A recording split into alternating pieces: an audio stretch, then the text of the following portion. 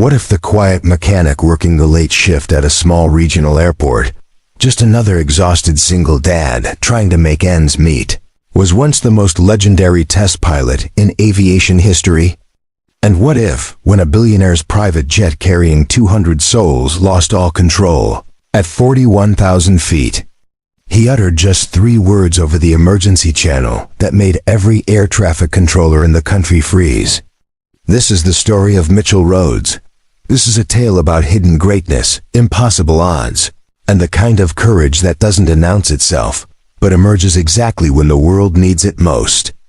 If stories of redemption, unexpected heroes, and the power of second chances stir something deep within you, make sure to subscribe to Soul Moment Story for more incredible true tales that remind us why humanity is worth believing in. Before we jump back in, tell us where you're tuning in from, and if this story touches you, make sure you're subscribed, because tomorrow, I've saved something extra special for you. The first light of dawn crept over the mountains, surrounding Clearwater Regional Airport, painting the tarmac in shades of amber and rose. It was 5:47 a.m. on a Thursday morning, and the world was still half asleep. Inside Hangar 7, the fluorescent lights buzzed overhead, casting harsh shadows across rows of parked aircraft waiting for their scheduled maintenance checks. Mitchell Rhodes stood beneath the belly of a Cessna Citation. Wrench in hand, his work coverall stained with grease and hydraulic fluid. His name was stitched in faded red thread over the chest pocket, the letters barely visible after years of washing. He moved with quiet efficiency, checking valve connections, testing pressure gauges, running his calloused fingers along fuel lines with the practiced touch of someone who could diagnose problems by feel alone. To anyone watching, he was just another aircraft mechanic clocking in before sunrise. Another face in the sea of maintenance crews that kept regional airports running. But the way he moved told a different story. There was precision in every gesture, a methodical grace that spoke of training far beyond what any technical school could provide. His eyes, sharp and focused despite the early hour, missed nothing. On his wrist, barely visible beneath the sleeve of his coveralls, was a watch. Not the cheap digital kind most mechanics wore, but a vintage Breitling Navitimer, its face scratched and worn, the kind of chronograph only serious pilots carried. The crystal was clouded with age, but the mechanism inside still ticked with Swiss precision, counting seconds that once measured altitude changes and fuel consumption at speeds most people would never experience. Mitchell wiped his hands on a rag and stepped back to inspect his work. The Citation's landing gear assembly gleamed under the lights, every bolt torqued to exact specifications, every connection secure. He made a notation on his clipboard, his handwriting surprisingly neat for someone who worked with his hands all day. "Rhodes, you're still here?" A voice called from across the hangar. Jerry Watkins, the day shift supervisor, walked toward him carrying 2 paper coffee cups. He was a broad man with a salt and pepper beard and the permanent squint of someone who'd spent 30 years staring at aircraft in bright sunlight. Mitchell accepted the coffee with a nod of thanks. "Just finishing up the Citation. She's good to go." Jerry glanced at the checklist, his eyebrows rising slightly. "You knocked out the entire inspection solo?" "That's usually a 2-man job." "Couldn't sleep," Mitchell said simply, which was true enough. Sleep had become something he negotiated with rather than enjoyed. Too many nights lying awake, listening to the distant sound of jets taking off from the commercial side of the airport, their engines calling to something deep in his chest that he'd tried to bury years ago. Jerry studied him for a moment, concern flickering across his weathered face. "You working a double again?" "Mitchell, you've pulled 4 this week already. When's the last time you actually went home?" "I'm fine," Mitchell said, the words automatic. He'd said them so many times they'd lost all meaning. "Tommy's at my sister's place in Brookhaven until Saturday. Gives me time to pick up extra shifts." The mention of his son, his 12-year-old, brought the familiar tightness to his chest. Tommy, who barely remembered a time when his father wasn't exhausted, wasn't working himself into the ground trying to keep their small apartment and put food on the table. Tommy, who looked at him sometimes with questions in his eyes that Mitchell didn't know how to answer. Jerry sighed. Look, I get it. Single parent, bills to pay. Been there myself. But you keep burning the candle at both ends like this, you're gonna crash. He paused, choosing his words carefully. And Mitchell, I don't know what you did before you came here, and I'm not asking. But the way you work on these planes, it's like you're not just fixing them. It's like you're remembering something. Mitchell's jaw tightened almost imperceptibly. He took a long sip of coffee, using the moment to compose his response. Just doing my job, Jerry. Yeah, Jerry said quietly. Just seems like a waste is all. Talent like yours. He clapped Mitchell on the shoulder. Anyway, there's a private jet coming in around noon. Some tech billionaire's plane.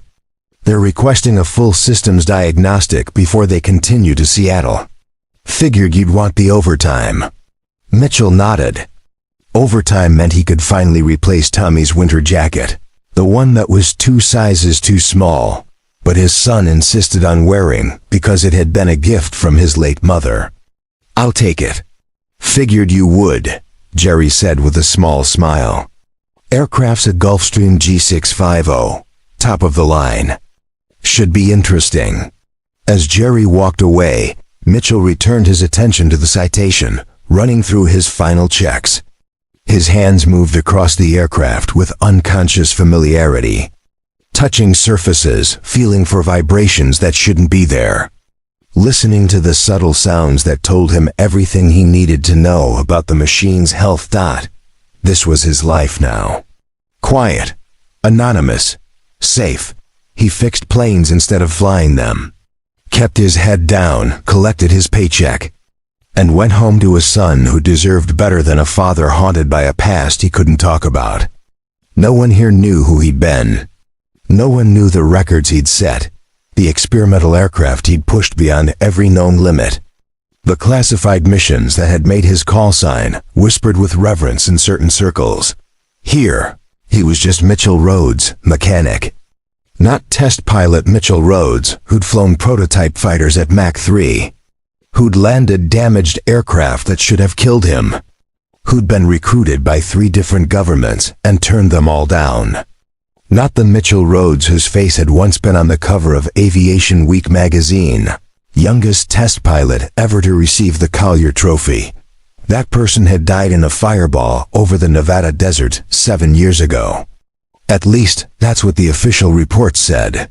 And Mitchell had done nothing to correct them.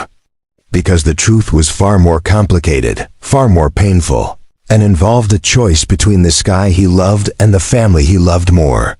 He'd chosen family. And then, 6 months later, his wife Emma had died in a car accident, leaving him alone with a 5-year-old who asked every night when Mommy was coming home. By the time Tommy stopped asking, Mitchell had already burned every bridge to his old life. The legendary test pilot was gone. Only the mechanic remained. The sun was fully up now, streaming through the hangar's high windows. Mitchell gathered his tools, returned them to their precise places in his rolling toolbox, and headed toward the break room. He had 6 hours before the Billionaire's Gulfstream arrived. Time enough to catch a nap in his truck, maybe grab some breakfast from the vending machine. As he walked across the tarmac, a shadow passed overhead. He looked up instinctively, his trained eye immediately identifying the aircraft. A Boeing 737, gear down, on final approach to the commercial runway. Perfect glide slope, textbook landing configuration. He watched it touch down with the critical eye of someone who'd made thousands of landings himself, noting the slight bounce on the main gear. The quick correction from the pilot. For just a moment, muscle memory flooded through him. His hands tingled with the phantom sensation of control yokes. His feet remembered the pressure of rudder pedals. His body recalled the feeling of an aircraft responding to his slightest input, like an extension of his own will. Then the moment passed. The 737 rolled out and turned toward the terminal. Mitchell shoved his hands in his pockets and walked toward his truck. Just another tired mechanic at the end of another shift. With no reason to believe that in a few hours everything would change, the sky called to him every day. Today, finally, it would demand an answer. The coffee in the break room was burnt and bitter, but Mitchell drank it anyway. He sat alone at a corner table, his back to the wall out of habit, watching the morning shift filter in through the heavy metal door. Voices rose and fell in easy conversation, talking about weekend plans, complaining about the weather, debating which was the best pizza place in Clearwater. Mitchell listened without participating. He'd perfected the art of being present without actually being there, of seeming friendly while maintaining a wall that kept people at a comfortable distance. It was easier that way. Friendships required history, and his history was something he couldn't share. His phone buzzed. A text from his sister Rachel. "Tommy wants to know if you're coming to his soccer game Saturday. I told him you'd try. You'd try." Preparing and narrating this story took us a lot of time, so if you are enjoying it, subscribe to our channel. It means a lot to us. Now back to the story. Mitchell's fingers hovered over the keyboard. Try. That word carried so much weight, so much unspoken disappointment. He typed back, "I'll be there, promise." He'd made that promise before and broken it. Overtime shifts, emergency repairs, the constant need for just one more paycheck to cover just one more bill. But this time would be different. This time he'd actually show up, actually be the father Tommy deserved instead of the ghost who left before dawn and returned after dark. "Hey Rhodes, you hear about the plane coming in?" Dave Chen, one of the younger mechanics, pulled up a chair uninvited. He was fresh out of technical school, still excited about every aircraft that rolled through the hangar. Gulfstream G650 belongs to that tech CEO, Danessa Voren. You know, the woman who started Nextcore? She's worth like $15 billion. Mitchell shrugged noncommittally. Names and numbers like that meant nothing to him. Rich people flew expensive planes. This was not news. "Come on, man, show some enthusiasm," Dave laughed. "This is the kind of plane you dream about working on. Twin Rolls-Royce engines, fly-by-wire controls, can cross the Atlantic without refueling. It's basically a spaceship with wings." "It's just a plane," Mitchell said quietly. But even as he spoke, something stirred in his chest. A G650. He'd never flown one, but he'd read the specs years ago. Back when he still subscribed to aviation journals. Back when he still cared about things like maximum cruise altitude and fuel efficiency. Dave was still talking, oblivious to Mitchell's withdrawal. "I heard she's flying from New York to Seattle for some conference. 200 people on board, corporate executives, investors. Can you imagine being responsible for that many lives? The pressure?" Mitchell could imagine it perfectly. Had lived it. The weight of responsibility was something you carried in your bones, especially when things went wrong. He still had nightmares about the test flight that had ended his career. Not the crash itself, which he barely remembered, but the moments before when he'd known something was catastrophically wrong and had maybe 30 seconds to decide whether to try to save the aircraft or save himself. He'd chosen to save the aircraft. Had almost succeeded. The experimental fighter had been carrying data worth millions, prototype systems that couldn't be replicated. He'd nursed it through failing hydraulics and a fire in the port engine, had coaxed it back toward the test range instead of punching out over the desert. He'd gotten it within sight of the runway before the flight controls finally gave up completely. The crash had been spectacular. The kind of fireball that made it into compilation videos online. By the time the rescue crews arrived, there was nothing left but twisted metal and smoke. They'd searched for 3 days before officially declaring, "Test pilot Mitchell Rhodes dead." What they didn't know was that he'd ejected at the last possible second. Had pulled the handle when the ground was so close that his parachute barely had time to deploy. He'd landed hard in a ravine 5 miles from the crash site, broken ribs screaming, right leg shattered. But alive, he'd laid there in the desert heat, bleeding and broken, and made a decision. Emma had begged him for years to quit, to choose his family over the increasingly dangerous test flights. She was pregnant with Tommy, terrified every time he kissed her goodbye, and climbed into an experimental aircraft that might not bring him back. "Please," she'd whispered the night before that final flight. "Please just walk away. We need you more than the sky does." So lying in that ravine, listening to helicopters searching for his body, Mitchell Rhodes had done something unthinkable. He'd let them believe he was dead, had dragged himself to a highway, flagged down a truck driver, and spun a story about a hiking accident. Paid cash for a bus ticket to California. Disappeared. For 6 months, he'd lived as a ghost.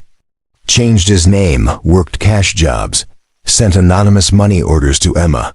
He'd planned to surprise her, to show up at the house and explain everything, to start fresh.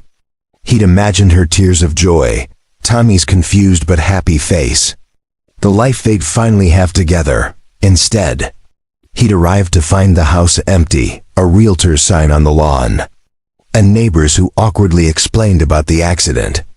The drunk driver who'd run a red light. The funeral he'd missed because he'd been pretending to be dead. The guilt had nearly killed him. Still was killing him, slowly, day by day. He'd sacrificed his career to be with his family, and his sacrifice had meant he wasn't there when they needed him most. Emma had died thinking he was already gone. Tommy had lost both parents in the span of 6 months. Mitchell had seriously considered just staying dead. It would have been easier. But there was Tommy, 5 years old and alone except for Rachel, and Mitchell couldn't abandon his son the way he'd already abandoned everyone else. So he'd come back, claimed to be a distant cousin of the deceased pilot, produced forged documents, and fought for custody. Rachel knew the truth, had recognized him immediately despite the beard and the weight loss and the haunted look in his eyes. She'd helped him navigate the legal system, had backed his story, had never once asked if it was worth it. Because they both knew the answer. Tommy was worth anything, but keeping Tommy meant staying dead. The moment Mitchell Rhodes, legendary test pilot, resurfaced, questions would be asked. Investigations would be opened. And there was a very real chance he'd lose custody of his son to a system that didn't look kindly on people who faked their own deaths. Even for good reasons. So he'd taken the name of a real person. A distant relative who died years ago. Had obtained genuine documents through channels he didn't want to think too hard about, and had become someone else. Someone ordinary. Someone forgettable. Someone who fixed planes instead of flying them. Most days, he could almost believe he was that person. Most days, the ache in his chest when he watched planes take off was bearable. Most days, he didn't stand at Tommy's bedroom door at night and wonder what Emma would think of the choices he'd made. The life he was giving their son. But some days, like today, the weight of his double life pressed down until he could barely breathe. Some days he caught his reflection in a polished aircraft surface and didn't recognize the man staring back. Some days he wondered if the crash really had killed him, and this was just a particularly vivid dream his dying brain had conjured in those final seconds before impact. "Rhodes? You still with us?" Dave was waving a hand in front of his face. Mitchell blinked, forcing himself back to the present. "Yeah, sorry, long night. I was saying the Gulfstream's landing in an hour. Jerry wants you to lead the diagnostic. Apparently the owner specifically requested our best mechanic." Dave grinned. "That's you, in case you were wondering." Mitchell nodded, standing up and dumping his coffee in the sink. "Our best mechanic. If they only knew. If they knew that the man checking their fuel lines had once landed a prototype fighter with no hydraulics and one engine, using only differential thrust and prayer. If they knew that their quiet, antisocial co-worker held 3 civilian speed records that still stood because the aircraft he'd flown to set them had been classified. But they didn't know. couldn't know. And that's how it had to stay. For Tommy's sake, if nothing else. The boy deserved a father who was present, even if that father was living a lie. Even if that father woke up some nights with his hands shaking, reaching for controls that weren't there, landing planes that existed only in memory and nightmare. Coming? Dave asked from the doorway. Right behind you, Mitchell said. He followed the younger man out into the bright morning, toward the hangar where the Gulfstream would soon arrive, carrying its billionaire owner, and 200 souls who had no idea that their aircraft would soon be in the hands of a dead man. The universe, Mitchell had learned, had a cruel sense of humor. He'd spent 7 years running from his past, hiding his skills, keeping his head down. Today, whether he knew it or not, all of that was about to end, because sometimes the sky doesn't let you go. Sometimes it waits, patient and inevitable, until the moment you're needed most. And then it reaches down and reminds you exactly who you used to be. The Gulfstream appeared on the horizon right on schedule, sunlight glinting off its sleek fuselage as it began its descent toward Clearwater Regional. Mitchell watched it approach, something stirring in his chest that felt dangerously close to anticipation. Just another plane, he told himself. Just another inspection. Just another day of being someone he wasn't, doing work that was beneath him. Living a life that felt like waiting. He had no way of knowing he was wrong about all of it. The Gulfstream, G650, touched down with barely a whisper, its tires kissing the runway with the kind of precision that spoke of an experienced pilot at the controls. Mitchell watched from the hangar entrance as the sleek aircraft taxied toward them, its white paint gleaming in the midday sun, a subtle gold stripe running along the fuselage just below the windows. Even from a distance, it was clearly a machine built for luxury and speed in equal measure. Jerry appeared at his shoulder, clipboard in hand. Beautiful bird, isn't she? Owner's already radioed ahead. Wants a complete systems check before continuing to Seattle. Apparently they've been getting some intermittent warning lights on the flight management system. Probably just a sensor glitch, but with that many people on board, can't be too careful. Mitchell nodded, his eyes tracking the aircraft as it rolled to a stop on the apron about 50 yards from the hangar. The engine spooled down with a descending whine that triggered another cascade of muscle memory. He could feel, as clearly as if he were sitting in the cockpit, exactly what the pilot was doing right now. Throttles to idle, fuel cutoff levers, battery master switches. The familiar dance of shutdown procedures that he'd performed thousands of times. You good to handle this? Jerry asked. I can assign Dave to assist if you want. I'm fine solo, Mitchell said. The truth was, he preferred working alone. Fewer questions that way. Fewer opportunities for someone to notice that he worked on aircraft with the intimacy of a pilot rather than the detachment of a mechanic. The forward cabin door opened, and a set of air stairs extended automatically. The first person to emerge was a woman in her early 50s, dressed in an immaculately tailored navy suit, her dark hair pulled back in a style that managed to look both professional and effortless. Even from this distance, she carried herself with the unmistakable confidence of someone accustomed to being the most important person in a room. That's her, Jerry said, unnecessary awe creeping into his voice. Danessa Voren, CEO of Nexcore Technologies. Built the company from nothing in her garage 20 years ago. Now it's worth $90 billion. Mitchell watched as more passengers disembarked. Corporate types mostly, carrying briefcases and laptops, squinting in the bright sunlight, already pulling out phones to check messages. About 30 people total emerged before the flow stopped. Voren herself stood to one side, speaking with a younger woman who appeared to be an assistant, gesturing toward the aircraft and then toward the terminal building. Where are the other 170 people? Mitchell asked. Jerry laughed. Oh no. The G650's configured for like 19 passengers maximum. When I said 200 people, I meant their Seattle conference has 200 attendees. Just this group flying in from New York. Mitchell felt something in his chest loosen slightly. 19 people. Still a significant responsibility, but not the catastrophic numbers he'd been imagining. Not that it mattered. Planes didn't care how many people they carried. Metal fatigue and hydraulic failures and electrical problems affected billionaires and their executives the same way they affected everyone else. Physics played no favorites.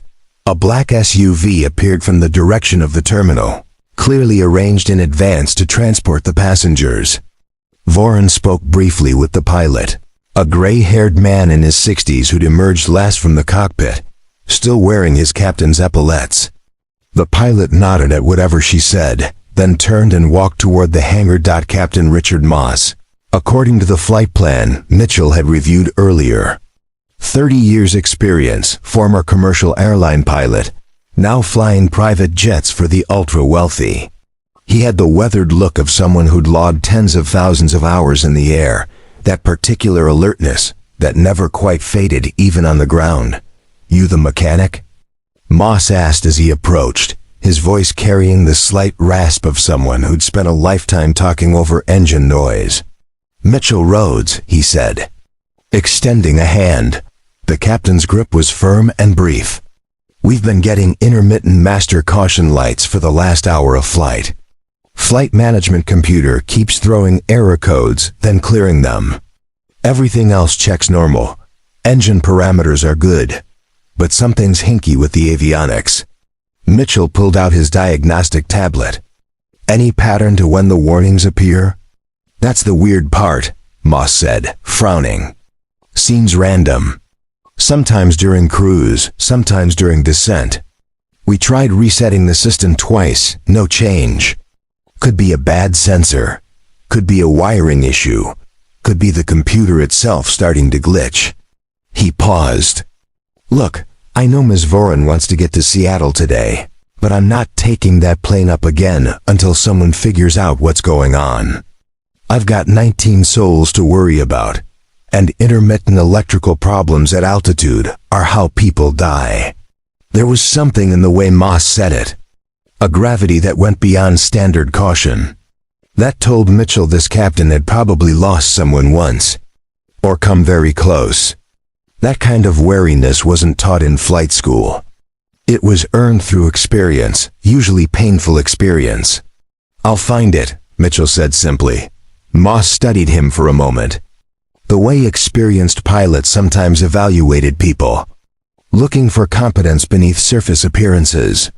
Whatever he saw must have satisfied him because he nodded. "Aircraft's all yours. I'll be in operations if you need me." He handed over a folder containing the flight logs and maintenance records. "And Rhodes? I saw the way you were watching her land. You know planes. Really know them. So I'm trusting you to tell me the truth, not what the owner wants to hear. We clear?" "Clear," Mitchell said, meeting the captain's eyes. After Moss walked away, Jerry let out a low whistle. "He read you pretty good. Noticed you watching like a pilot, not a mechanic." Mitchell didn't respond. He was already walking toward the Gulf Stream, his mind shifting into the focused state that had once made him one of the most respected test pilots in the world. Intermittent electrical problems. Those were always the hardest to diagnose because they came and went, hiding their causes. Lurking in the system like ghosts. The interior of the G650 was exactly what he'd expected. Cream-colored leather seats arranged in a conference-style layout. Polished wood veneer. Soft lighting. The kind of cabin that cost more to outfit than most people's houses. But Mitchell barely registered the luxury. His attention was on the cockpit, visible through the open door at the front. He stepped into the flight deck, and for a moment, just a moment, time seemed to stop.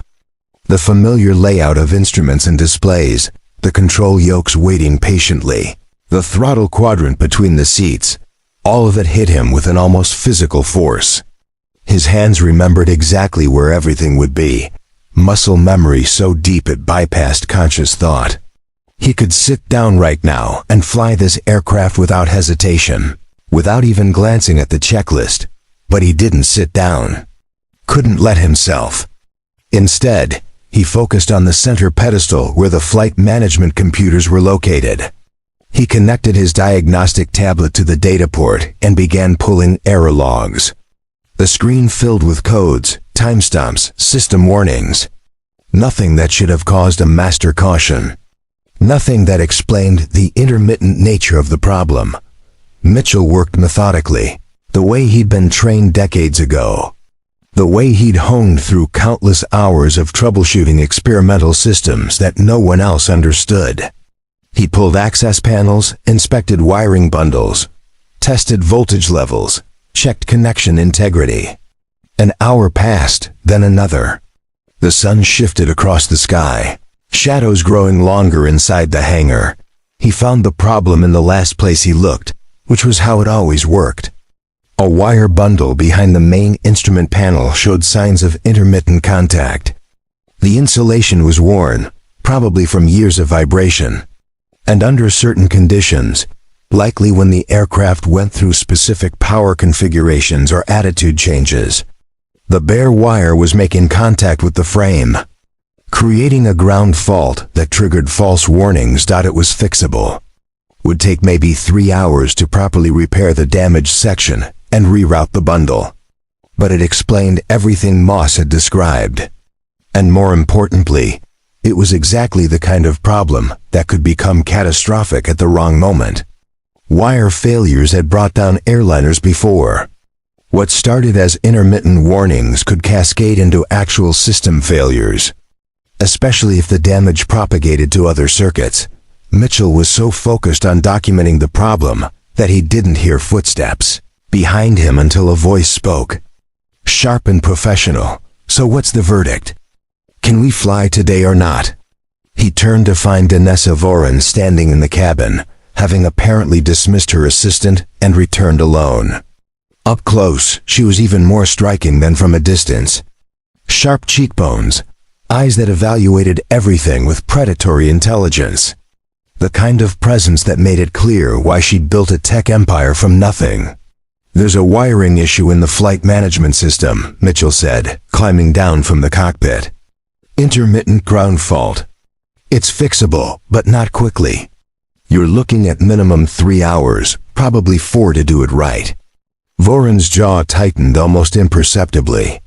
"The conference starts tomorrow morning. I'm the keynote speaker. I can't miss it." "Then you'll need to find another aircraft," Mitchell said evenly. "Because this one isn't safe to fly." Her eyes narrowed. "The captain said it was just warning lights. Everything else checked normal." "Warning lights don't appear for no reason," Mitchell said, pulling up the error logs on his tablet and turning it so she could see. "This is what your flight management computer was trying to tell you. The warnings were real. You're lucky you made it here without a complete electrical failure." Without a complete electrical failure. He watched her process this information, saw the calculations happening behind her eyes. She wasn't stupid. Probably knew more about electrical systems than most people, given her tech background. But she also clearly wasn't used to hearing the word no. What if we just disconnected the faulty circuit and flew on backup systems? She asked. "You could," Mitchell said. "And you'd probably make it to Seattle just fine. But if something else went wrong, if you had an actual emergency, you'd be flying a $15 million aircraft with degraded systems and no way to know what else might fail. Is your keynote speech worth 19 lives?" The question hung in the air between them, blunt and unavoidable. Voren stared at him, and Mitchell got the distinct impression she was reevaluating her initial assessment of who and what he was. Most mechanics wouldn't have pushed back this hard against a billionaire client. Most mechanics would have told her what she wanted to hear. "You're not just a mechanic, are you?" she said quietly. Mitchell's heart rate kicked up, but his expression remained neutral. I'm qualified to perform the inspection your captain requested. That's all you need to know." "No," she said slowly, still studying him with those sharp, evaluating eyes. "The way you talk about aircraft systems. The way you were standing in the cockpit when I came in.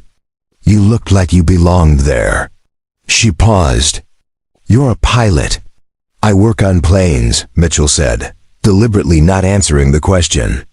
"And right now, I'm telling you this one needs 3 to 4 hours of work before it's safe to fly. That's my professional assessment. What you do with that information is your decision." For a long moment, neither of them spoke. Then Voren pulled out her phone, tapped the screen, and held it to her ear. "Sarah? I need you to book commercial flights to Seattle for everyone, departing this evening. Yes, I know it's last minute. Make it happen." She ended the call and looked back at Mitchell. "Fix it properly. I'll fly commercial today, but I want my plane ready to bring us back on Saturday." Mitchell nodded. "It will be." Voren started to leave, then paused at the cabin door. "What's your name again?" "Mitchell Rhodes." "Well, Mitchell Rhodes," she said, something unreadable in her expression. "Thank you for being honest. Most people tell me what they think I want to hear. It's refreshing to meet someone who doesn't." After she left, Mitchell stood alone in the empty aircraft, his hands slightly unsteady as he gathered his tools. That had been too close. She'd seen too much, noticed things that no one else at the airport had caught in 7 years, but it was fine. She'd be gone in a few hours, off to Seattle, and he'd repair her plane and never see her again. His secret was safe. His quiet life would continue. Tommy would never have to know that his father had once been someone else entirely. Mitchell told himself all of this as he returned to the flight deck, as he began the painstaking work of repairing the damaged wiring. He told himself everything would be fine. That this was just another day, just another job. Just another aircraft passing through his life without consequence. He had no idea how spectacularly wrong he was about to be, because sometimes the universe doesn't just throw you a curveball. Sometimes it waits until you're finally comfortable, finally convinced that the past is buried. And then it detonates everything you've built with surgical precision. And sometimes that detonation begins with something as simple as a frayed wire.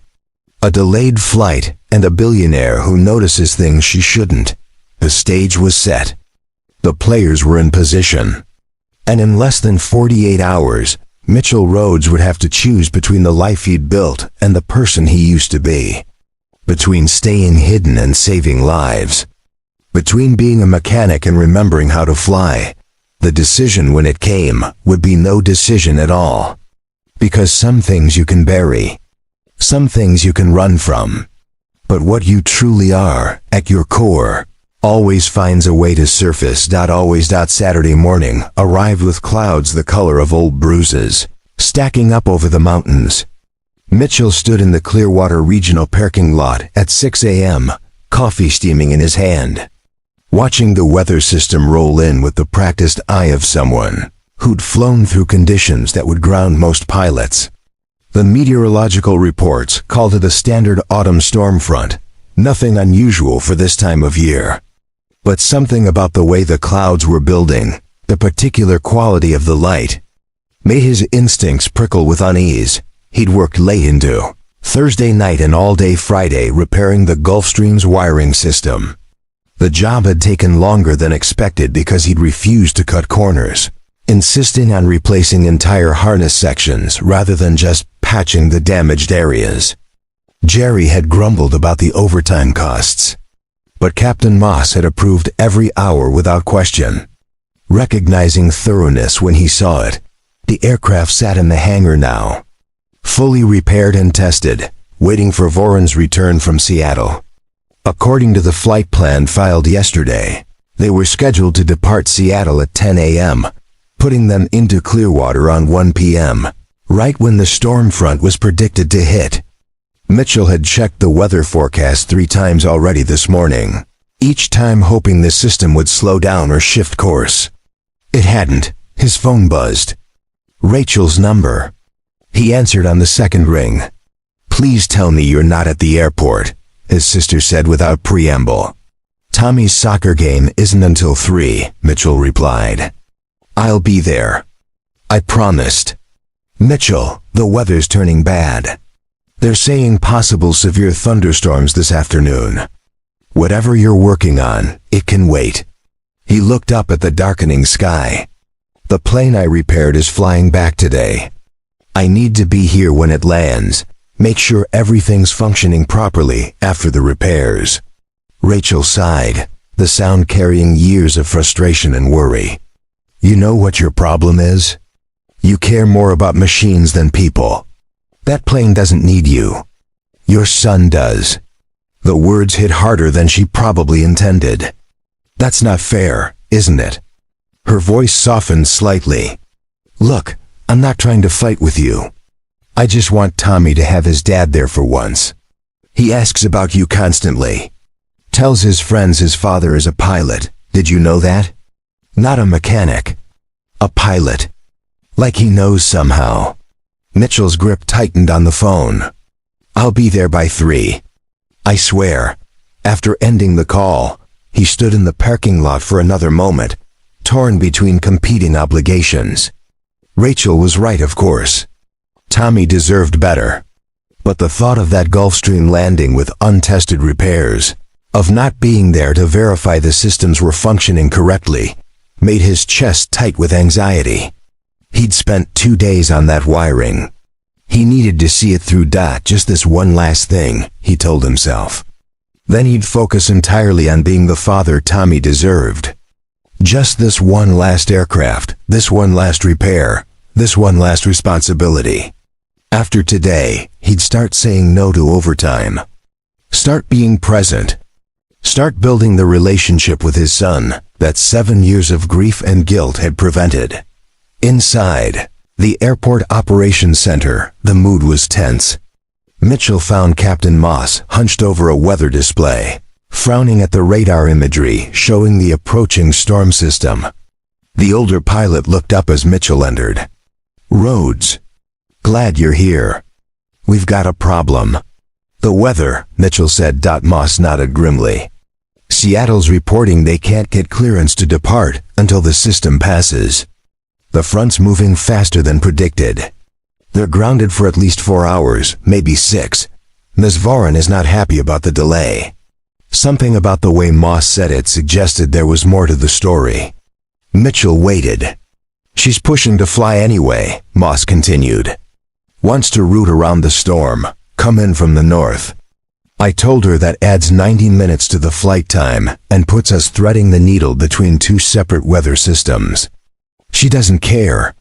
Says she has critical meetings Monday morning and needs her aircraft back in New York tonight. Can you fly the route she wants?" Mitchell asked. Moss was quiet for a moment. "Technically, yes. I've got the hours and the ratings. But I don't like it. Too many variables. Weather at altitude is unpredictable right now, and if something goes wrong, our divert options are limited." He looked at Mitchell directly. "I cleared that aircraft. You fixed it. But I'm asking you pilot to pilot, is it really ready?" The words hung in the air like an accusation. Mitchell felt his carefully constructed walls crack slightly. "You know, I suspected when I met you," Moss said. "Confirmed it when I looked up your name and found a death certificate for a test pilot named Mitchell Rhodes from 7 years ago. I'm guessing there's a story there, and I'm guessing you don't want to tell it. That's fine. But I need to know if you're certain about those repairs." Mitchell's mind raced. How many others had made the same connection? How long until someone decided to dig deeper, to ask uncomfortable questions? But those concerns felt distant compared to the immediate situation. "The repairs are solid. I replaced the entire forward avionics harness, upgraded the connector blocks, tested every circuit 3 times. That aircraft is safer now than it was when it rolled off the production line." Moss studied him, then nodded slowly. "Good enough for me." He turned back to the weather display. I'll try one more time to convince Ms. Voren to wait out the storm. But if she insists on flying, at least I know the aircraft won't be what kills us. At least I know the aircraft won't be what kills us. The words were meant as dark humor, but they sent a chill down Mitchell's spine. He looked at the radar display, at the angry red and orange cells marching across the screen, and felt the old instincts firing. Weather systems like this were dangerous not because of what you could see, but because of what you couldn't. Hidden wind shear, sudden updrafts and downdrafts, ice accumulation that could happen in seconds. He'd flown through worse during his test pilot days, but never willingly, and never with passengers who had no idea what they were risking. "Captain Moss to operations," a voice crackled over the radio. "We have a transmission from Gulfstream November 7-4 Delta Fox." Moss grabbed the handset. "This is Moss, go ahead." Danessa Voren's voice came through, clipped and decisive even through the static. "Captain, we've been cleared for departure. Flight plan filed for northern route as discussed. Estimated time of arrival Clearwater is 2:45 p.m. I trust the aircraft is ready." Moss glanced at Mitchell, then keyed the mic. "Ma'am, I strongly advise waiting for the weather to clear. The forecast shows significant deterioration in the next few hours. I have a board meeting in New York at 8 a.m. Monday morning that cannot be rescheduled," Voren replied. "We're flying today. See you in a few hours." The radio clicked off. Moss set down the handset with more force than necessary. "Billionaires," he muttered. "Think money makes them immune to physics." Mitchell said nothing. He was already doing calculations in his head, mapping the route Voren would be taking against the weather patterns, identifying the danger zones where the two storm systems would create the most unstable air. The northern approach would bring them over the mountains during the worst part of the afternoon, when daytime heating combined with the storm dynamics to create the most violent conditions. Jerry appeared in the doorway. "Rhodes, I thought you were taking the afternoon off for your kids' game." "Change of plans," Mitchell said, not taking his eyes off the weather display. "I'm staying until the Gulfstream lands." "That's not for another 8 hours. I'll be here." Jerry looked like he wanted to argue, but something in Mitchell's expression stopped him. "Your call. But you're already way over on overtime this week. I can't approve much more." "Clock me out then," Mitchell said. "I'll stay off the books." After Jerry left, Moss turned to him with a knowing look. "You feel it too. Something's wrong." It wasn't a question. Mitchell nodded slowly. "I've seen weather like this before. It looks manageable on the surface, but there are pockets where everything converges and hell breaks loose." He paused. "I flew through a system like this once during a test flight. Lost an engine, nearly lost the aircraft. It was like the sky just decided to stop playing by the rules." "You ever think about going back to it?" Moss asked quietly. "Flying, I mean." Mitchell's jaw tightened. "Every single day. But you don't." "I can't." He didn't elaborate. Couldn't explain about Tommy, about Emma, about the impossible choice between the sky and the family that no longer existed. Couldn't explain how every time he watched a plane take off, he felt like he was suffocating. Moss nodded like he understood anyway. "For what it's worth, you've got the instincts. Even just watching you work, talking to you about systems, I can tell you were one of the good ones." He clapped Mitchell on the shoulder. "I'm going to grab some food before they land. You should do the same. Going to be a long afternoon." But Mitchell couldn't eat. The tension building in his chest made everything else feel irrelevant.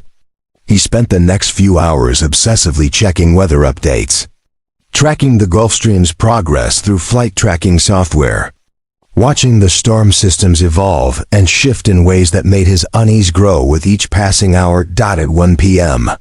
he texted Rachel, "Might be late to the game. Aircraft situation. I'm sorry." Her response came back almost immediately. "He's going to be devastated." Mitchell stared at the text, guilt crushing down on him. But what else could he do? Walk away while 19 people flew into a weather system that was rapidly becoming more dangerous?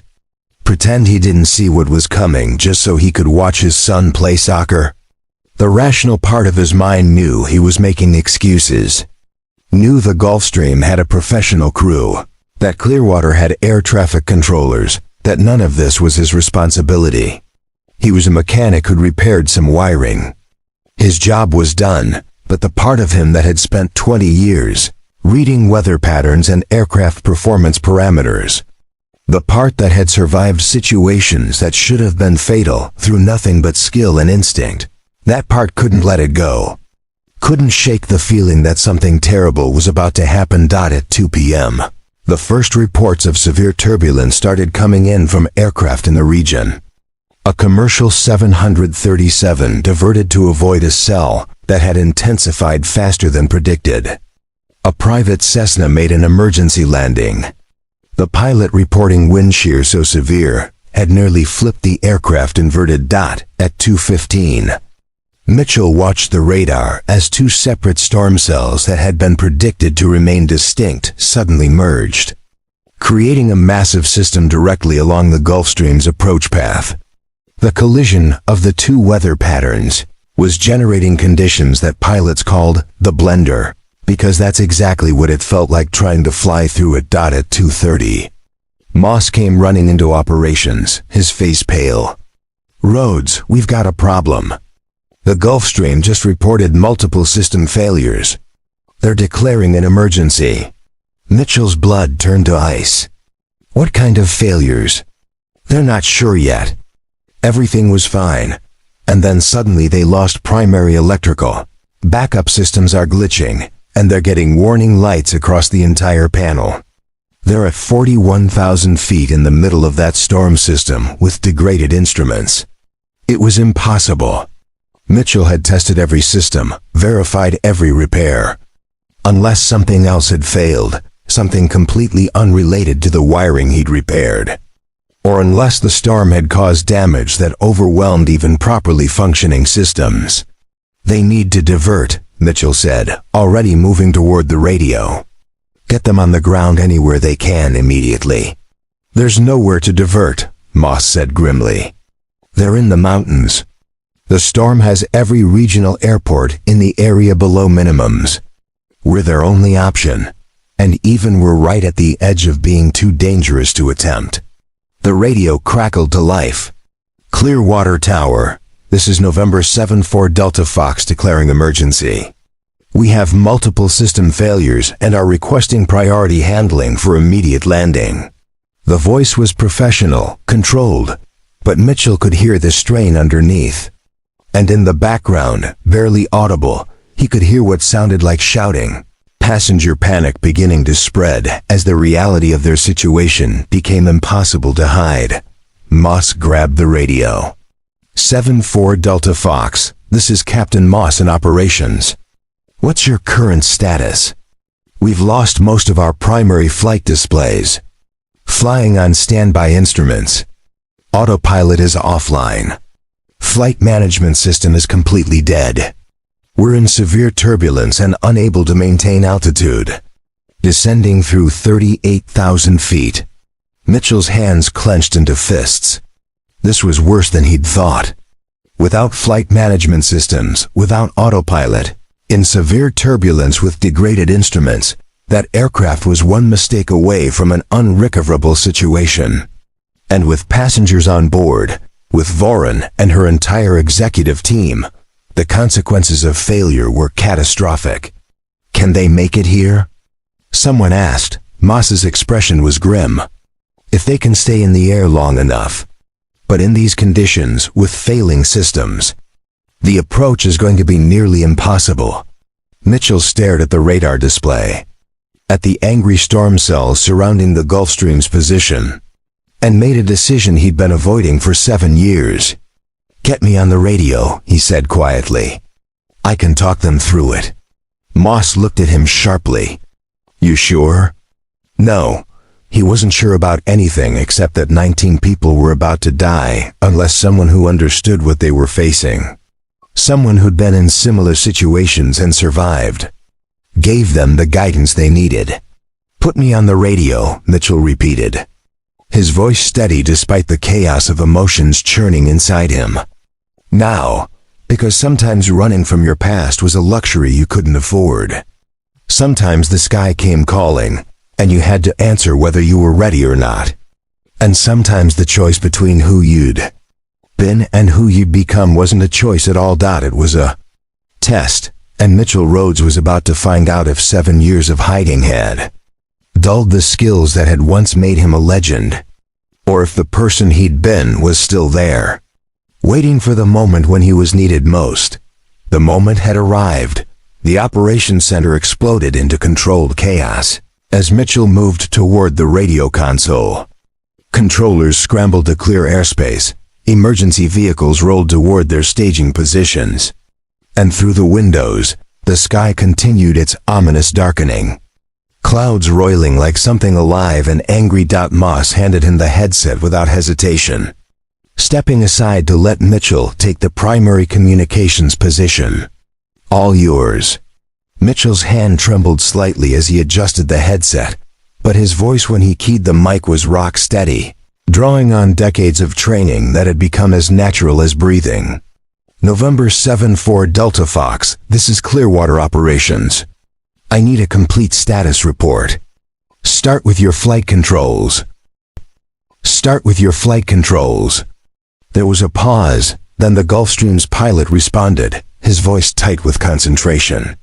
"We have manual control, but it's sluggish. Feels like we're fighting hydraulic pressure issues. Fly-by-wire system seems to be reverting to degraded mode intermittently." Mitchell's mind immediately began processing the information, building a three-dimensional picture of the aircraft's condition.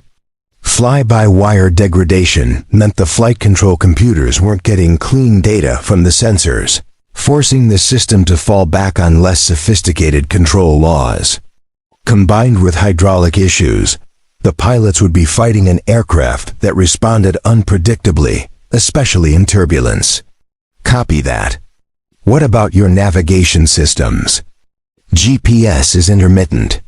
We've lost both primary navigation displays. Flying on standby compass and backup instruments. We're estimating position based on last known coordinates, but in this weather, we could be several miles off course.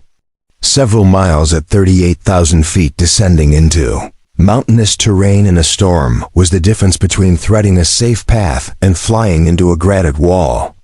Mitchell pulled up a topographical map on the console display, overlaying it with the radar returns and the Gulfstream's last reported position. "What's your current heading?" he asked. 270, descending through 36,000 feet. Rate of descent is increasing. We're fighting to maintain level flight. Mitchell's jaw tightened. They were drifting west, which was taking them deeper into the mountain range rather than toward the valley where Clearwater was located. "You need to come right to heading 310. That will bring you parallel to the ridgeline and away from the highest terrain." "Copy," turning to 310. A pause. "Turbulence is severe. We just lost another 1,000 feet. Down to 35,000. Through the windows, lightning flickered inside the dark clouds. Great sheets of electric discharge that illuminated the storm's interior structure.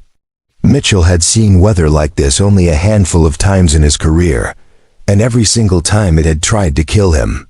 The Gulfstream crew was flying into something that most pilots never encountered and had no experience handling. "How many people on board?" Mitchell asked, though he already knew the answer. 19 souls including crew. The pilot's voice cracked slightly on the number. "We have the CEO of Nexcore and her entire executive team. If we go down, it's going to be national news." Mitchell closed his eyes for a fraction of a second. Vanessa Voren, who'd stood in her aircraft 2 days ago and looked at him with eyes that saw too much. Voren, who'd thanked him for being honest, for not telling her what she wanted to hear. She was on that aircraft right now, experiencing the consequences of a decision to fly when she should have waited. trusting that money and will could overcome physics and chance. "Stay focused on flying the aircraft," Mitchell said firmly. "The rest doesn't matter right now. Talk to me about your engine parameters." "Both engines are running, but we're getting fluctuating readings. Could be instrumentation issues, could be actual problems. We can't tell with the displays compromised." A voice interrupted from behind Mitchell. "We've got emergency services standing by. But in this weather, if they go down in the mountains, there's nothing we can do until the storm passes."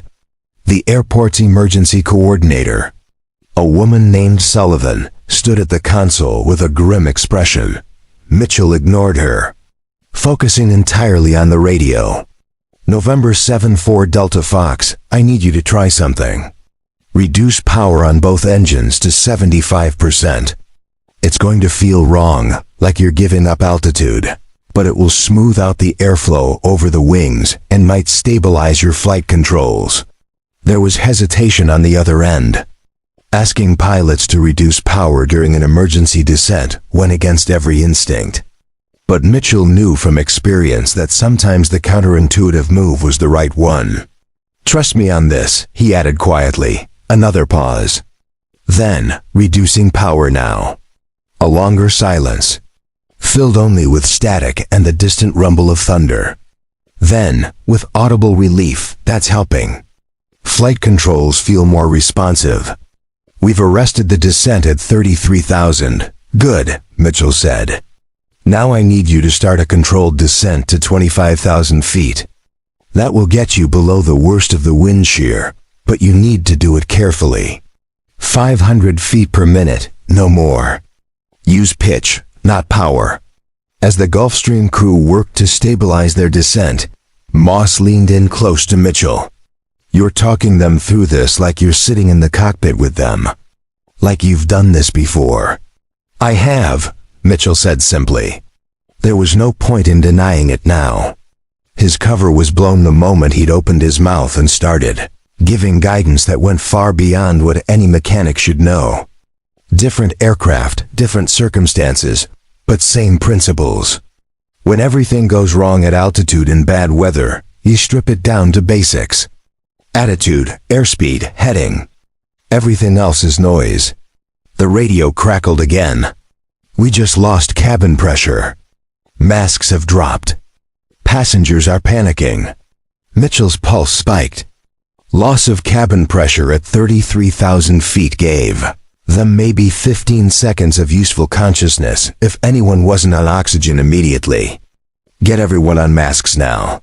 Crew first, then help passengers. You can't save anyone if you pass out. We're on it." The strain in the pilot's voice was more pronounced now. In the background, Mitchell could hear alarms blaring. The cacophony of a flight deck in full emergency mode. Sullivan spoke up again, her voice urgent. "Mitchell, we're getting reports from Weather Service. That storm cell is intensifying. They're saying it's producing downbursts up to 70 knots.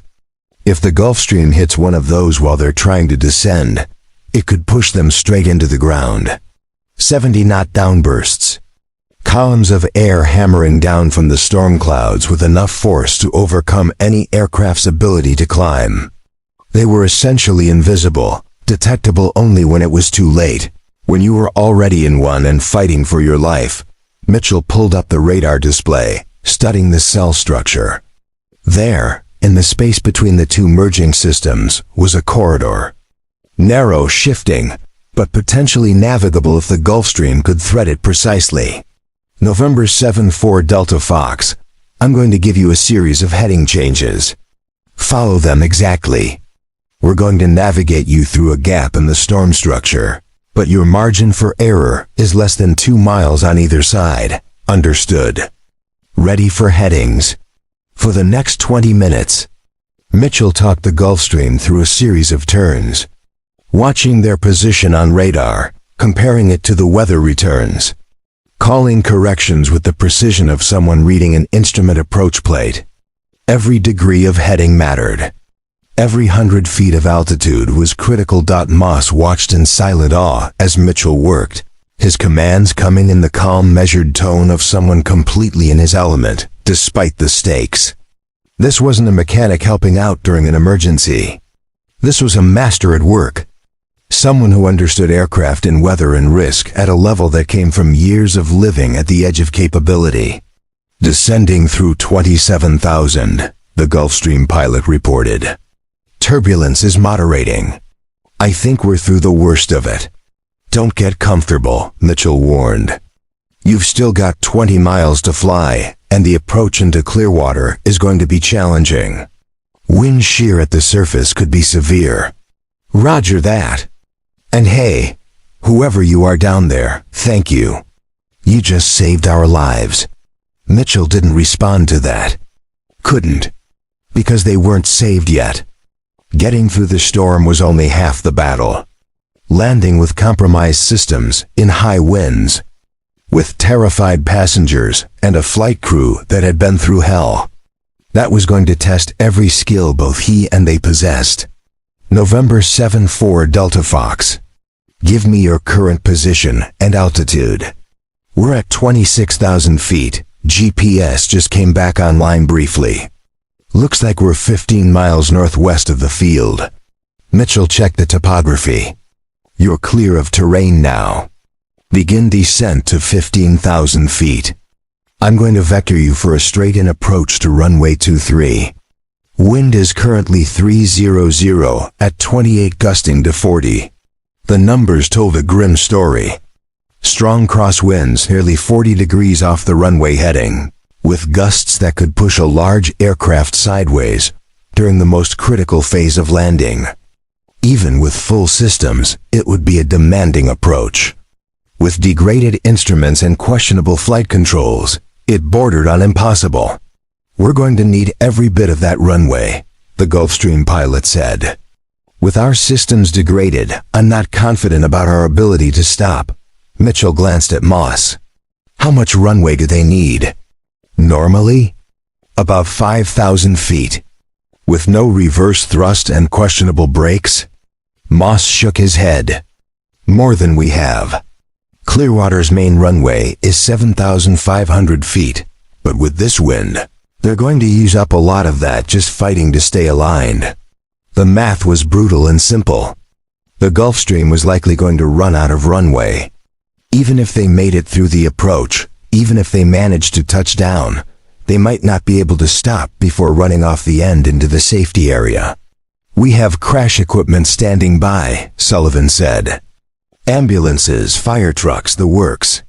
But Mitchell, you need to prepare them for the possibility this doesn't end well. He looked at her, then at Moss, then at the radar screen showing the Gulfstream's blip inching closer to the airport. 19 people. Danessa Varan and her team, the flight crew. All of them trusting that the voice on the radio knew what he was doing.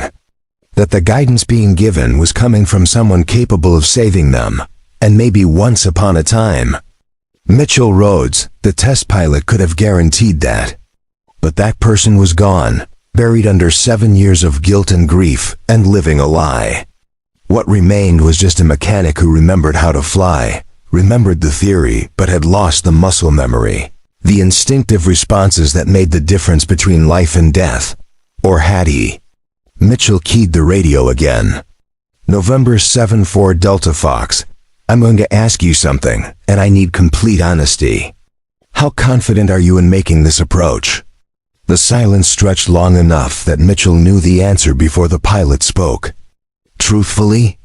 Maybe 50-50.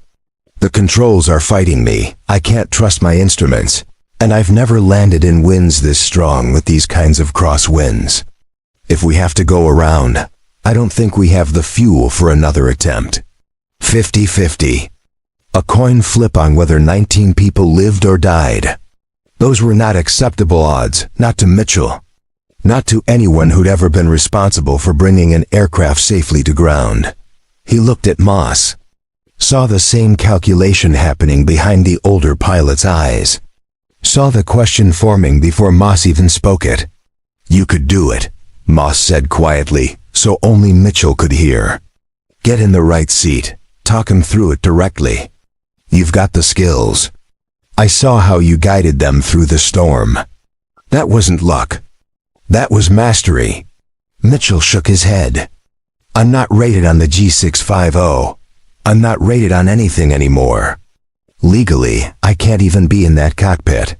Legal stopped mattering about 20 minutes ago when that aircraft declared an emergency, Moss countered. Right now, all that matters is getting those people on the ground alive. And you're the best chance they have. Every eye in operations was on him now. The controllers, the emergency coordinator, the handful of other airport personnel who'd gathered to watch the drama unfold. All of them waiting for Mitchell Rhodes, mechanic, to make a decision that only Mitchell Rhodes, test pilot, was qualified to make. His phone buzzed in his pocket. A text from Rachel.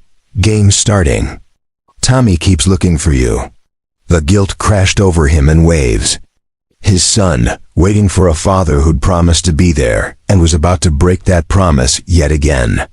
Tommy, who deserved better than a ghost for a parent, who needed consistency and presence instead of excuses about work and responsibilities. But 19 people in the sky needed him more right now. Needed the person he used to be, the pilot he'd tried so hard to bury. Needed him to stop running from his past and remember what it meant to be responsible for lives hanging in the balance. The choice, when it came down to it, was no choice at all.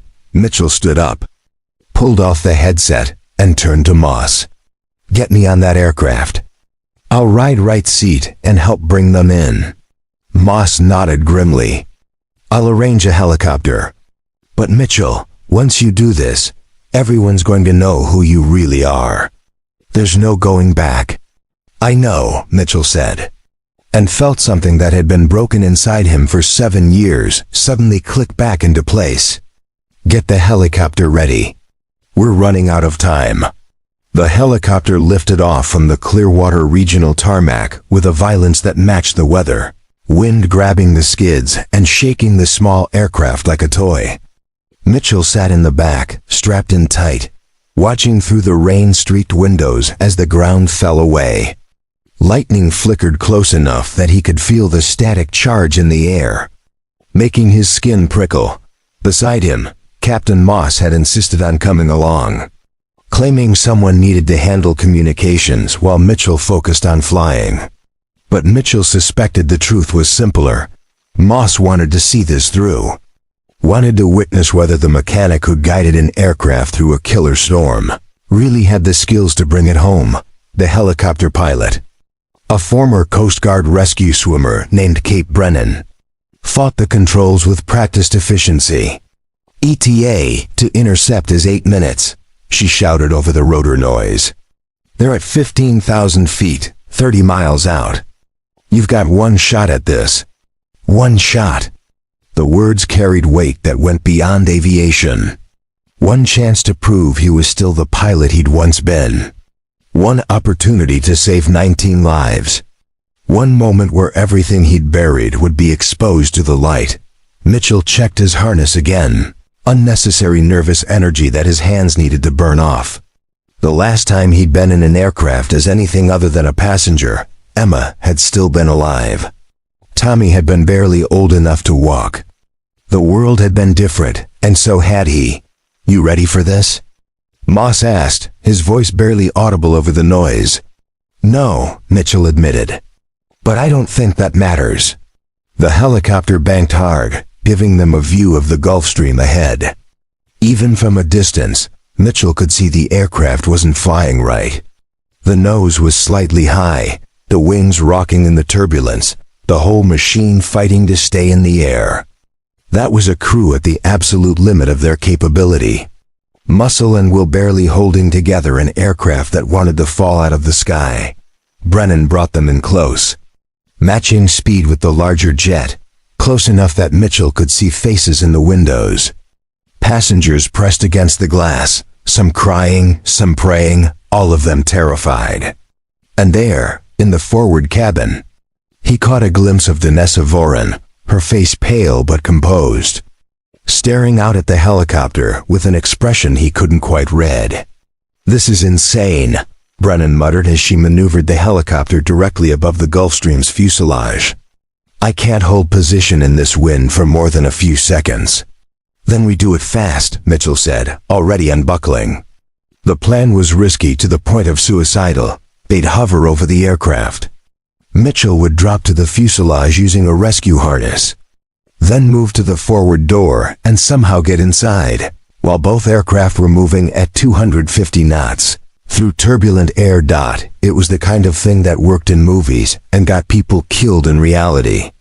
But the Gulfstream was running out of time and altitude, and getting Mitchell on board any other way meant landing the helicopter, losing precious minutes, potentially losing the aircraft entirely if the systems failed completely before he could intervene. "Ready when you are," Moss said, helping Mitchell into the harness. Their eyes met, and something passed between them, an understanding that only pilots shared. "You've got this. Trust your training." Mitchell nodded, though his heart was hammering so hard he could feel it in his throat.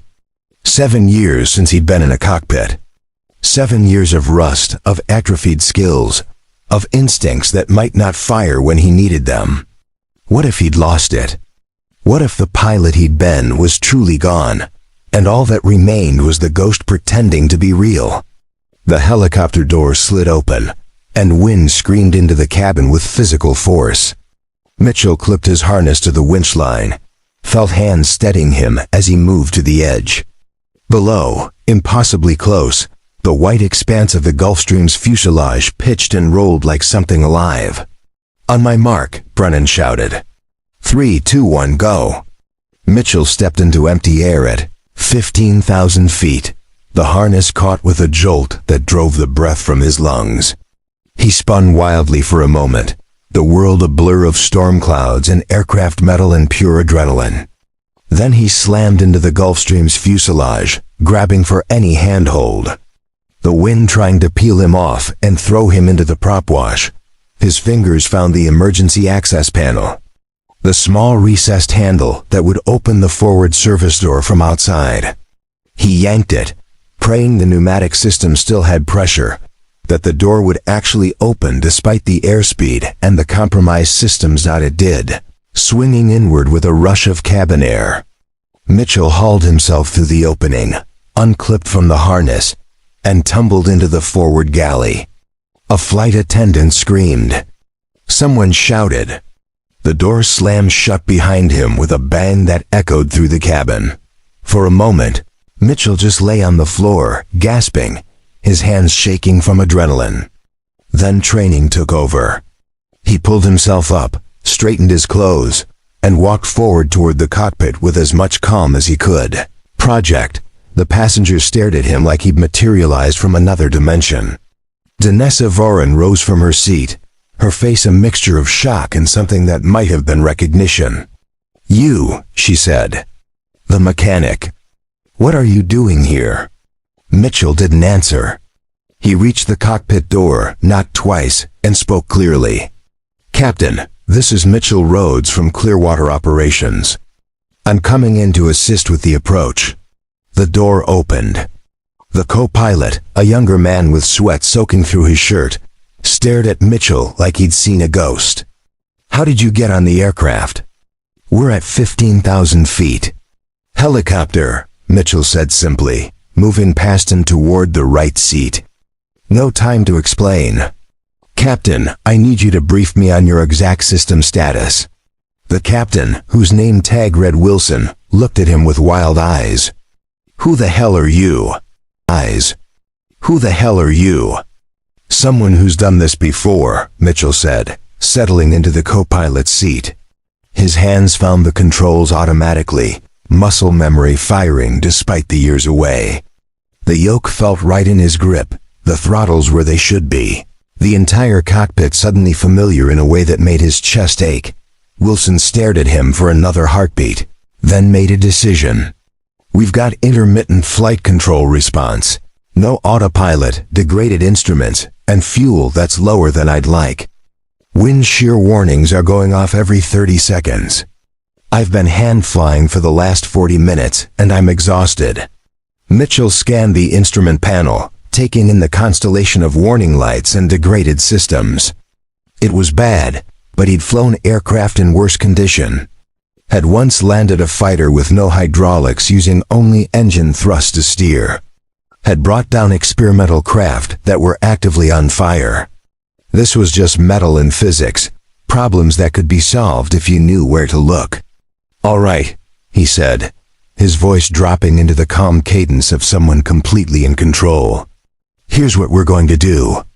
You're going to let me fly this approach while you monitor systems and handle radio communications. I need you to trust me, even when what I do doesn't make sense." "Who are you?" Wilson asked again. "Really?" Mitchell's hands moved across the panel, adjusting trim, checking control responses, feeling the aircraft through the stick. 7 years ago, I was a test pilot. Flew experimental aircraft that weren't supposed to be survivable. Set some records that still stand. Crashed more times than I should have lived through. He looked at Wilson directly. "My name is Mitchell Rhodes. I was declared dead in a test flight accident. And right now, I'm the best chance you have of getting these people on the ground alive." The cockpit went silent except for the rumble of engines and the ping of warning chimes. Wilson studied him, looking for deception or insanity, finding neither. "You're Ghost," he said quietly. "The test pilot they called Ghost. I remember the stories. You were a legend." "I was a lot of things," Mitchell said. "Right now, I'm just a pilot trying to bring this bird home. You with me or not?" Wilson's jaw set. "I'm with you." He keyed the radio. "Clearwater Tower, November 7-4 Delta Fox. Be advised we have an additional pilot on board, assisting with the approach." Mitchell took the controls. Felt the aircraft respond sluggishly to his inputs, and immediately understood the problem. The fly-by-wire system was fighting him, trying to smooth out his commands, but adding lag that made precision nearly impossible. "Disconnect the flight augmentation," he said. "If we do that, we're flying pure manual," Wilson protested. "No safety systems." "The safety systems are what's fighting us," Mitchell said. "Turn them off now." Wilson hesitated, then reached overhead and flipped a series of switches. The Gulfstream immediately felt different in Mitchell's hands, more responsive, but also more demanding. Every input now directly translated to control surface movement. No computer smoothing, no artificial stability. It was like being back in the cockpit of a 1960s-era fighter, all muscle and instinct. Mitchell smiled grimly. This was what he knew. This was where he'd lived for 20 years before the crash. "Okay," he said. "Let's fly." Behind them, in the cabin, Danessa Voron stood at the cockpit door, watching through the small window as the man she'd thought was just a mechanic took control of her dying aircraft. She pulled out her phone, fingers flying across the screen, pulling up search results for Mitchell Rhodes test pilot. The first result was an obituary. The second was a photograph from an aviation magazine, a younger man in a flight suit standing beside an experimental aircraft, the caption calling him one of the most promising test pilots of his generation. The third was a memorial page listing his death date as 7 years ago. She looked up from her phone, back through the window at Mitchell, and understanding dawned in her eyes. The quiet mechanic who'd refused to tell her what she wanted to hear. The man who'd looked at her airplane like he'd flown it before. The way he'd stood in the cockpit with the ease of someone who belonged there. He'd been hiding in plain sight. A dead man working on aircraft because he couldn't fly them anymore.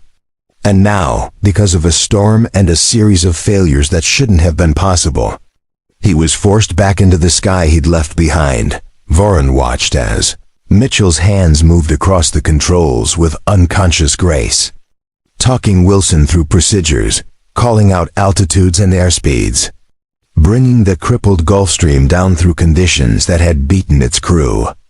She watched and understood that she was witnessing something rare, a person forced to confront who they really were, unable to hide anymore, choosing to be extraordinary because lives demanded it. The aircraft bucked violently, throwing her against the bulkhead. More screams from the cabin. But in the cockpit, Mitchell's voice remained steady, his hands sure, guiding them down through the darkness toward a runway he couldn't yet see but knew was there. Waiting, because some things you never forget. Some skills live in your bones, written too deep to erase. And sometimes, when the world strips away everything you've built to protect yourself, what remains is exactly what's needed. Mitchell Rhodes had tried to die once, had buried himself beneath another name and another life. But the sky, it seemed, wasn't done with him yet, not even close. The runway lights appeared through the rain like ghosts, barely visible strips of white against the dark gray chaos. Mitchell had the Gulf Stream at 500 feet, fighting cross-winds that wanted to push them sideways into oblivion. Every muscle in his body was tense, reading the aircraft through his hands, his feet, feeling the way she wanted to drift left, compensating with rudder and aileron inputs that came from instinct rather than thought. Airspeed 145 knots, Wilson called out, his voice strained but steady. Sync rate 700 feet per minute. Wind 300 at 35 gusting 42. The numbers painted a brutal picture. They were coming in too fast, descending too quickly, with winds that were trying to kill them. Mitchell added a touch of power, felt the engines respond with agonizing slowness. The G650 systems were degraded enough that everything had lag. Every input delayed by fractions of a second that felt like eternities. 300 feet, Wilson said through the windscreen. Mitchell could see emergency vehicles lining the runway, their lights strobing red and blue through the rain. A welcoming committee or witnesses to disaster, depending on the next 60 seconds.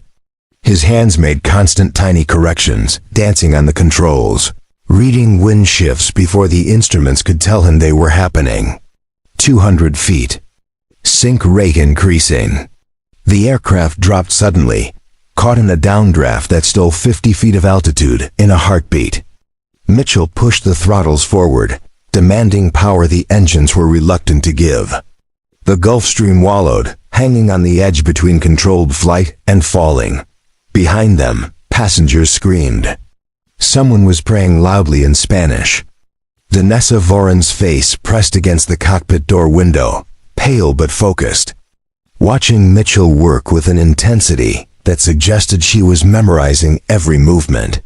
100 feet, Wilson's voice cracked slightly. Mitchell, we're too fast. They were. Landing at this speed with questionable brakes and wind pushing them sideways meant they'd use every inch of runway and probably more. But slowing down meant risking a stall in the gusting winds. Meant falling out of the sky 50 feet from safety. Trust me, Mitchell said, his voice carrying absolute certainty he didn't entirely feel that 50 feet.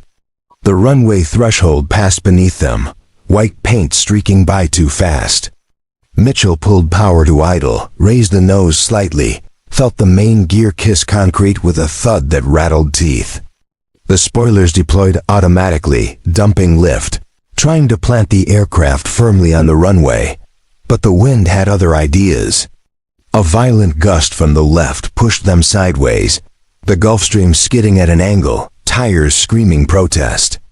Mitchell stood on the right rudder, fighting to keep the nose aligned, feeling the aircraft wanting to swap ends, to spin like a weather vane in the storm. Reverse thrust isn't responding, Wilson shouted over the noise of tortured tires and shrieking wind. Mitchell didn't waste breath answering. He modulated the brakes carefully, feeling for the edge of a skid, knowing that locking the wheels meant losing all directional control. They were burning through runway at terrifying speed. Emergency vehicles tracking their progress. Everyone watching to see if the dead test pilot could actually pull off the impossible. 4,500 feet of runway used. 5,000. 5,500. The end of the pavement approaching with mathematical certainty.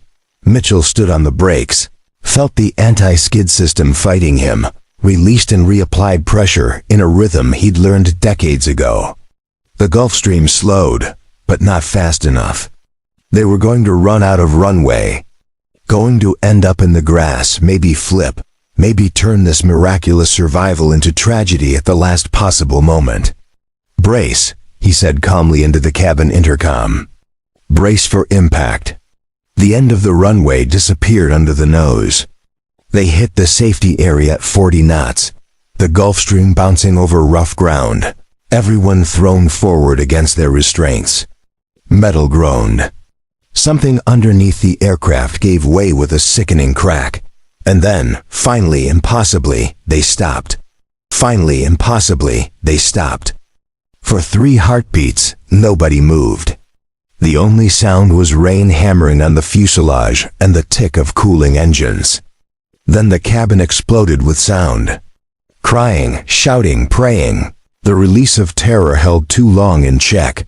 Mitchell sat with his hands still on the controls, breathing hard, his entire body shaking with adrenaline dump. Wilson turned to him, tears streaming down his face. "You did it. You actually did it." Through the windscreen, emergency vehicles surrounded them, personnel rushing forward through the rain. Mitchell unbuckled slowly, his fingers stiff, and stood up. His legs felt like water, but he made it to the cabin, made it to where Danessa Voren stood waiting. "Everyone okay?" he asked. She nodded, then did something unexpected. She pulled him into a fierce hug. "You saved us," she whispered. "You brought us home." Mitchell stood awkwardly in her embrace, aware of the other passengers watching, of Wilson emerging from the cockpit, of the cabin door opening to admit paramedics and emergency personnel. His secret was gone. His quiet life was over. Everyone would know now who he really was, what he'd been hiding. The man who died had just saved 19 lives. And there was no putting that genie back in the bottle. The media descended like locusts within 2 hours. News vans lined the perimeter road, satellite dishes sprouting like mechanical flowers, reporters doing breathless stand-ups about the miraculous landing at Clearwater Regional. Mitchell sat in the airport manager's office, wrapped in a blanket someone had insisted he needed, watching the circus unfold on the television mounted to the wall. Test pilot declared dead 7 years ago emerges as hero, the Chiron read. His old military photo filled the screen, younger, cleaner cut, wearing the flight suit he'd once lived in. Then footage of the damaged Gulfstream being towed from the safety area, rescue personnel milling around. And finally a shaky cell phone video someone had captured of Mitchell climbing down from the aircraft. Soaked and exhausted. Jerry stood in the doorway, his expression unreadable. "You want to tell me what the hell just happened? My mechanic is apparently a famous dead pilot?" "I'm sorry," Mitchell said quietly. "I should have told you." "Yeah, you should have." Jerry came in, closed the door behind him. "But I get it. You were running from something. We've all got our reasons." He sat down heavily. "You're done here, you know that? After today, every aviation company in the world is going to want you. Test pilot programs, simulator training, consulting. You can't go back to being anonymous." Mitchell knew Jerry was right. The careful life he'd built, the quiet existence that let him stay close to Tommy while keeping his past buried, all of it was gone. Destroyed in the 30 seconds it took to land an aircraft that everyone watching knew only an exceptional pilot could have saved. His phone had been ringing, nonstop. News organizations, aviation magazines, someone claiming to be from the FAA wanting to ask questions about his certifications and ratings. He'd ignored them all, waiting for the only call that mattered, when it came.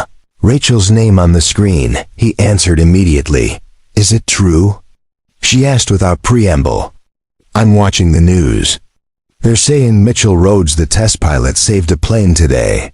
But that's impossible because you're not him. You're just someone using his name, right? Tell me you didn't lie to me for 7 years." "Rachel," he started, then stopped. "No more lies. No more hiding. It's true. I am Mitchell Rhodes. The same one who died in that crash. I survived, and I let everyone think I was dead because I wanted to be with Emma and Tommy. And then when Emma died, I couldn't come back as myself without losing custody of Tommy. The silence on the other end stretched so long he thought she'd hung up. Then, Tommy saw it on TV. He knows. He's asking questions I don't know how to answer. Mitchell's heart clenched. I'll come get him. I'll explain everything. You can't just show up and explain that you've been lying about who you are his entire life, Rachel said, her voice rising. He thinks his father is a mechanic named after a dead pilot. Now he's going to find out his father is the dead pilot, alive and apparently famous. How do you think that's going to affect him? I don't know, Mitchell admitted. But I have to try. Before Rachel could respond, a knock came at the office door. Moss opened it without waiting for permission, his face grim. Mitchell, you need to see this now. On the television, the news had shifted to a press conference. Danessa Voren stood behind a podium bearing the NextCore logo, flanked by executives who'd been on the flight, looking composed and professional despite everything they'd just survived. Today, my team and I experienced what should have been a fatal emergency, she was saying to the assembled reporters. We were saved by the extraordinary skill and courage of Mitchell Rhodes, a man who gave up everything to protect his family, who spent 7 years hiding his abilities because he'd made a choice to put the people he loved first. She paused. Mr. Rhodes is not just a hero. He's a reminder that sometimes the most important thing you can do is choose family over glory, obscurity over fame, and presence over prestige. The camera flashed to reporters shouting questions. But Voren held up a hand. I'm establishing a foundation in Mr. Rhodes' name to support families of pilots who've made sacrifices for their careers. Because today taught me that the measure of a person isn't what they achieve, it's what they give up when it matters most. She looked directly into the camera. Mitchell, if you're watching, thank you.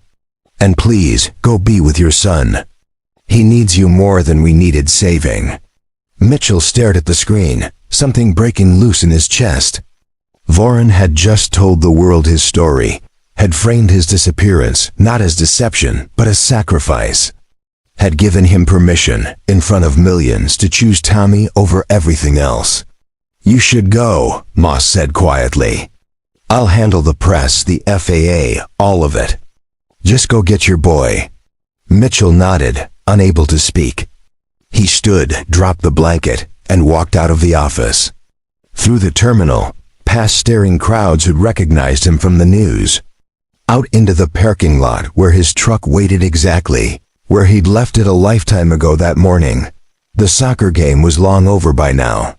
But maybe, just maybe, it wasn't too late to be the father Tommy deserved. Mitchell found them at Rachel's house, a modest 2-story in Brookhaven's quiet residential district. His truck rolled to a stop at the curb, engine ticking in the sudden silence. Through the living room window, he could see Tommy sitting on the couch, still wearing his soccer uniform, staring at something Mitchell couldn't see. Probably the television. Probably watching his father's face appear on every news channel. Rachel met him at the door, before he could knock. Her expression was complicated, anger and relief and worry all competing for space. He hasn't said much. Just keeps watching the news coverage, trying to process it. Can I talk to him? She studied him for a long moment. You break his heart again, Mitchell, and I don't care what you did today. I will make sure you regret it. I know. She stepped aside, letting him enter. The house smelled like Tommy's favorite cookies, chocolate chip, Rachel's way of trying to comfort without words. Mitchell walked into the living room, saw his son look up, their eyes meeting across a distance that felt infinite. Hi, buddy, Mitchell said, his voice rough. Tommy stared at him. 12 years old, Emma's eyes and Mitchell's stubborn jaw, wearing grass stains and the number 14 that he'd chosen because it was his dad's birthday. They're saying you're a hero. That you saved all those people. I did what I had to do. They're saying you were a famous pilot. That you died in a crash but didn't really die." Tommy's voice was carefully controlled, the way kids spoke when they were trying very hard not to cry. "Is that true? Are you really Mitchell Rhodes? The real one?" There was no point in anything but honesty now. Mitchell sat down on the coffee table, facing his son. "Yes, I'm the real Mitchell Rhodes. I was a test pilot, and I crashed, and I survived. I let everyone think I was dead because your mom wanted me to quit flying, and I wanted to be with you both. And then when she died, I couldn't come back as myself without losing you." "So you lied," Tommy said flatly. "For 7 years you lied to me about who you are." "Yes, why?" "Because I was afraid," Mitchell said simply. "Afraid that if anyone knew who I really was, they'd take you away. Afraid that if I told you the truth, you'd hate me for leaving your mom alone when she needed me. Afraid that I'd already failed you so completely that the only thing I could do was try to be present, even if it meant being someone I wasn't." Tommy's composure cracked. "You missed my game. Again. You always miss everything because you're always working, always at the airport, always choosing planes over me." The words hit like physical blows. "You're right. I did. And I'm sorry. Everyone at school saw the news. They're all texting me, asking if you're really my dad, if I knew, if I'm going to be famous now." Tommy's voice rose. "I don't want to be famous. I just wanted you to watch me play soccer." Mitchell felt tears burning in his eyes. "I know, and I can't undo missing today. I can't fix 7 years of working too much and being afraid to let you see who I really am. But I'm here now. And if you'll let me, I want to try to be the father you deserve, not the ghost I've been." "Are you going to leave?" Tommy asked quietly. "Now that everyone knows, are you going to go back to being a pilot? Go back to your old life? A pilot? Go back to your old life?" The question hung in the air. Mitchell thought about the phone calls stacking up, the offers that would come, the opportunity to reclaim everything he'd walked away from. Thought about the feeling of the Gulfstream's controls in his hands, the rightness of being back in a cockpit where he belonged. Then he looked at his son, and the answer was simple. "No," he said firmly. "I'm staying right here. With you.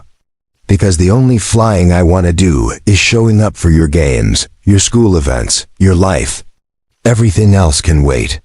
Tommy studied him for a long moment, evaluating whether to believe, whether to trust the man who'd been lying by omission for his entire memory.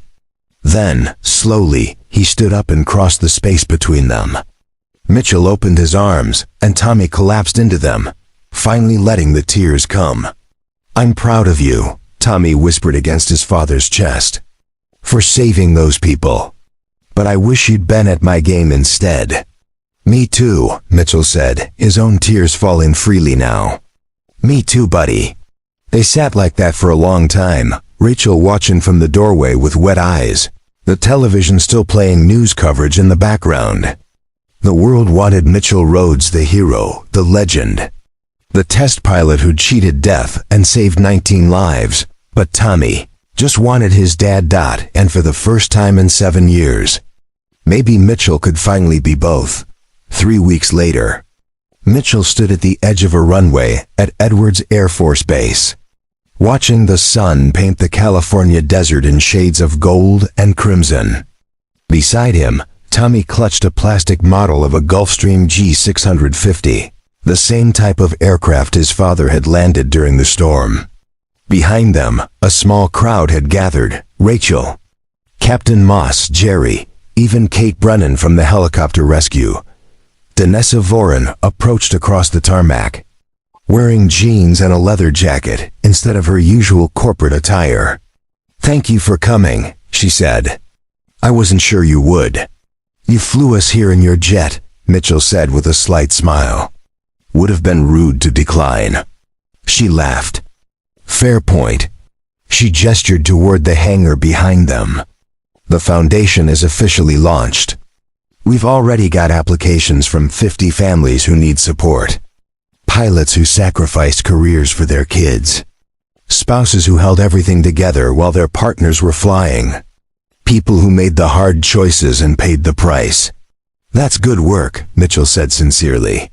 It's your work, Voron corrected. Your story inspired it. Your choice to be a father first, everything else second. She paused. Speaking of which, I have something for you. She handed him an envelope. Inside was a check with enough zeros to make his eyes widen. What's this? Consulting fee, Voron said. I'm hiring you as NextCore's aviation safety advisor. You'll review our procedures, train our pilots, ensure we never cut corners on safety again. It's remote work, flexible hours, and it pays well enough that you can actually spend time with your son instead of working double shifts. Mitchell looked at the check. Then at Tommy, who was watching with wide eyes. I don't know what to say. Say yes, Tommy said quietly. It sounds cool. Moss stepped forward. I've also got an offer. The FAA wants you to help redesign emergency training protocols. They figure if anyone knows how to save an aircraft that shouldn't be savable, it's you. Part-time, consultancy basis, your schedule. Mitchell felt something tight in his chest finally loosen completely. A path forward that didn't require choosing between who he was and who he needed to be. A way to use his skills without abandoning his son. A second chance that actually felt like one. Okay, he said. Yes to both. But nothing happens during soccer season. Tommy's games come first. Tommy grinned, the first genuine smile Mitchell had seen since the day of the landing. Can we go up in a plane sometime? Like, just us? So you can show me what you do. Mitchell knelt down to his son's level. Absolutely. Anytime you want. He paused. And buddy, I know I can't undo the years I was absent, or the fact that I lied about who I was. But I promise, from now on, you get the real me. All of it. The good parts and the parts that are still figuring things out. Tommy thought about this. The real you is pretty cool, actually. Even if you did miss a lot of games. Well, the real you is even cooler, Mitchell said. And I'm lucky to be your dad. As the sun dipped toward the horizon, painting the sky in impossible colors, Mitchell stood with his son and watched aircraft take off in the distance. The sky called to him still, would always call to him. But now he understood that answering that call didn't mean abandoning everything else. It meant finding balance, meant being present, meant showing up not just for emergencies, but for ordinary moments that mattered more. Where in the world are you watching from? We'd love to know where this story found you, whether it's a quiet corner of your home, a busy commute, or somewhere in between. If this tale of second chances and choosing what matters most touched your heart, please consider subscribing to Soul Moment Story for more powerful narratives that honor courage, redemption, and the quiet strength it takes to be truly present for the people who need us. Because in the end, heroism isn't just about saving lives in dramatic moments. It's about showing up day after day for the people who love you. It's about choosing presence over prestige, connection over recognition, and family over glory. It's about being brave enough to be who you really are, even when hiding feels safer. Mitchell Rhodes learned that lesson the hard way, through loss and lies and 7 years of running from himself. But he learned it. And now, standing beside his son under an endless sky, he finally understood what Emma had been trying to tell him all along. The most important flight you'll ever make is the one that brings you home. Thank you for spending your time with us today. Your presence means more than you know. Until next time, stay safe, stay kind, and remember that it's never too late to choose what truly matters. Up next, you've got 2 more standout stories right on your screen. If this one hit the mark, you won't want to pass these up. Just click and check them out. And don't forget to subscribe and turn on the notification bell so you don't miss any upload from us.